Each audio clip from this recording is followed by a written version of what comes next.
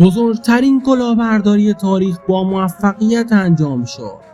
همستر که قول داده بود به همه بین 10 میلیون تا 1 میلیارد پول بده، سر همه رو شیره مالید.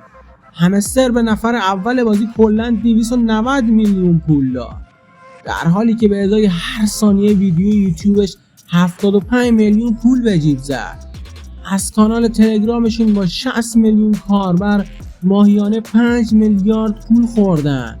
تازه از توییتر و اسپانسرهای داخل بازی که نگم براتون.